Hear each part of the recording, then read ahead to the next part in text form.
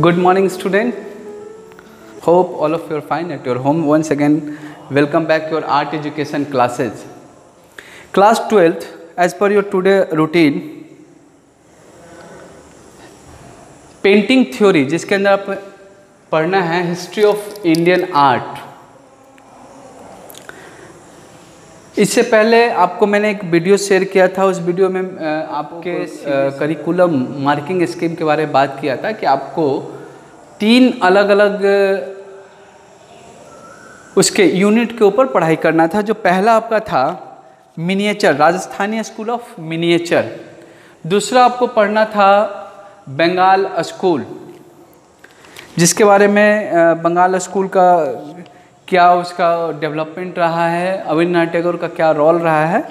और आपको जिसके अंदर मिनिएचर पेंटिंग के अंदर पढ़ना था Rajasthani school of miniature, Mughal school of miniatures, Deccan school of miniatures.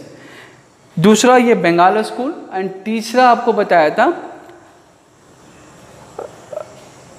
National flag में क्या उसका रेवोल्यूशन रहा है, उसके बारे में आपको जानना है। तो आज के टॉपिक है the Bengal school of painting. इससे 4 रिलेटेड क्वेश्चन है, जिसमें शॉर्ट क्वेश्चन भी हो सकता है, इससे ऑब्जेक्टिव क्वेश्चन भी हो सकता है, लॉन्ग क्वेश्चन भी होगा। तो पहला क्वेश्चन है describe the origin, development and main features of Bengal school painting. दूसरा क्वेश्चन है mention the name of Bengal school, जिसके अंदर शॉर्ट क्वेश्चन बन सकता है कि उसमें से आर्टिस्ट का नाम दिया होगा, आपको चूज करना है कि इससे बंगाल स्कूल के इससे आर्टिस्ट कौन है, या उसमें से 2-3 आर्टिस्ट का नाम दिया होगा, आपको उसमें चूज करना है जिसका चौथा होगा जो इसमें से कौन बंगाल स्कूल के आर्टिस्ट नहीं है। तीसरा है role of Abanindranath Tagore in development of the Bengal school of painting. और चौथा है origin and development of Bengal school painting. यहाँ ध्यान देना है, दोनों में अंतर है। इसके यहाँ भी वही लिखा हुआ describe the original development and main features of painting. यहाँ उसके फीचर्स क्या थे, और जो इसमें आपका हो जाएगा सिर्फ अगर डेवलपमेंट एंड फीचर्स की बात कर रहा है तो इधर लिखेंगे, और सिर्फ डेवलपमेंट की बात कर रहा है क्यों बंगाल स्कूल डेवलप किया। बंगाल स्कूल ऑफ पेंटिंग क्या है, सबसे पहले आपको जानना है, समझने में आ रही है कि बंगाल स्कूल ऑफ पेंटिंग क्या है। बंगाल स्कूल ऑफ पेंटिंग के अंदर कह सकते हैं कि एक 20वीं शताब्दी में 20th सेंचुरी के समय में जब इंडियन आर्टिस्ट ने ब्रिटिश कल्चर को, चूँकि राजा रवि वर्मा से पहले हमारे यहाँ जो पेंटिंग का कल्चर था वो वेस्टर्न कल्चर को कवर कर चुका था। वेस्टर्न स्टाइल में काम करना, वहाँ का चीज़ों को ब्रिटिश गवर्नमेंट ने अडॉप्ट कर रखा था, जिसमें कि इंडियन आर्टिस्ट का अपनी, जैसे इंडियन मैथोलॉजी की अपनी कोई पहचान नहीं थी, ऐसा उनका मानना भी था। ये जो भी ब्रिटिश के टाइम में थे उनका ये कहना था कि भारतीय चित्रकला की अपनी कोई पहचान नहीं है, कोई अपनी आइडेंटिफिकेशन नहीं है। तो उस समय उस रेवोल्यूशन को उसने उस समय अपने इंडियन मैथोलॉजी को डेवलप करने के लिए इनमें से एक आर्टिस्ट की ग्रुप बनाई गई, जिनमें से जो मुख्य रूप से इस बंगाल स्कूल को लीड कर रहे थे वो थे अवनींद्रनाथ टैगोर। इनके जो अलग अलग, अब मैं यहाँ थोड़ा सा ये ध्यान देना, mention the name of Bengal school, इससे ही तो बंगाल स्कूल के अंदर जो एक टीम था जिन लोगों ने इस पूरे रिवोल्यूशन में साथ दिए थे वो थे Abanindranath Tagore, Gaganendranath Tagore, Rabindranath Tagore, Raja Ravi Varma, Jamini Roy and professor E.B. Havell, principal of government art school of Kolkata. Professor E.B. Havell ने ये जो इन बंगाल स्कूल ऑफ आर्टिस्ट के टीम थे उनको इन्होंने उस समय, चूँकि वो बंगाल स्कूल ऑफ आर्ट के प्रिंसिपल थे, तो क्या था कि जितने आर्टिस्ट थे इनको अपनी पेंटिंग को डिस्प्ले करने के लिए एक प्लेटफॉर्म की ज़रूरत थी, जहाँ ये अपनी बात को रख सकते थे, अपने सोसाइटी को बता सकते थे कि हमारी भी अपनी इंडियन मैथोलॉजी की पहचान है। तो उस इंडियन मैथोलॉजी की पहचान के लिए इन्होंने doctor E.B. Havell, principal of government college of art, ने इनको अपनी gallery free of cost provide कराया था, जहां इन्होंने एग्जिबिट किया था। तो ये है आपका बंगाल स्कूल ऑफ पेंटिंग का रिवोल्यूशन की उन्होंने उस समय इंडियन मैथोलॉजी को डेवलप करने के लिए। सिंपल मैं एक बार बता रहा हूँ, the Bengal school of painting come into existence in the beginning of the 20th century when owing the nationalistic movement, the Indian painter and artist against the activities of the British Art Academy। Development of Bengal school में सिर्फ उन्होंने उसके British के time में उन्होंने सिर्फ आवाज़ ही नहीं उठाया था, उन्होंने सेपरेटली, जिसको कह सकते हैं कि देमसेल्फ फॉलोइंग ब्लाइंडली लाइफस्टाइल, उन्होंने अपनी भारतीय चित्रकला को पहचान देने के लिए उन्होंने एक स्टाइल को डेवलप किया था, उन्होंने एक अपनी पहचान डेवलप किया था, जिसको इसमें कह सकते हैं कि वास पद्धति। उस समय चूँकि जापानी स्टाइल था, जापानीज स्टाइल था, लेकिन इनका टेक्निक था वास पद्धति में टेम्परा स्टाइल को डेवलप किया था अपने पेंटिंग के फॉर्म में। तो ये उनकी एक अपनी पहचान थी जिसको इन्होंने स्टार्ट किया था। उस समय जो जिसकी बात कर रहा हूँ कि उन्होंने अपनी उस मोमेंट में जो एक अपनी विश्वास और कॉन्फिडेंस क्रिएट किया था, the tradition value and rich heritage Indian art, भारतीय चित्रकला की अपनी पहचान, जिसमें मुख्य रूप से Raja Ravi Varma, Abanindranath Tagore, Gaganendranath Tagore, Rabindranath Tagore, Nandalal Bose, Jamini Roy, professor E.B. Havell of government school of art, इन लोगों ने मिलकर उस समय इसको डेवलप किया था।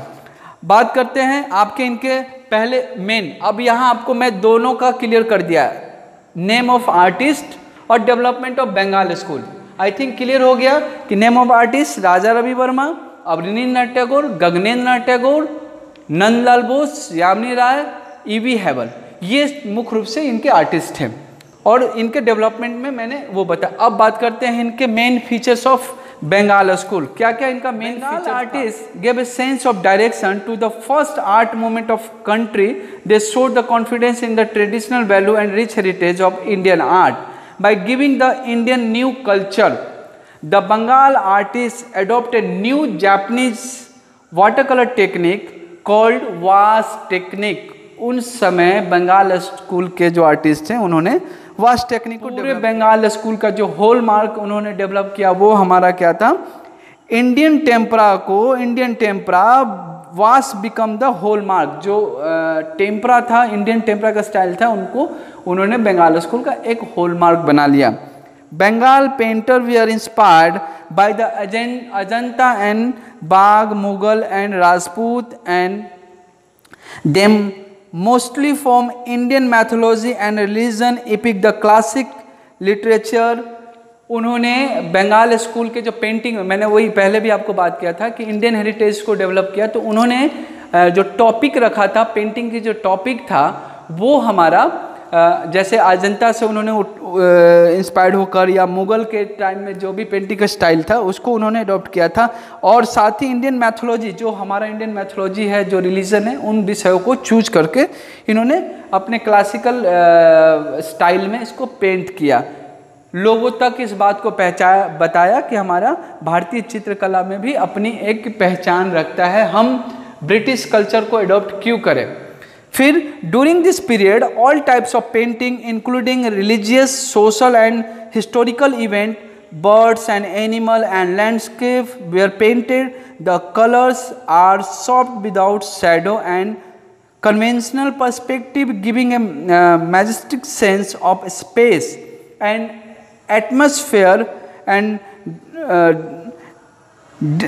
dilute the impact of color।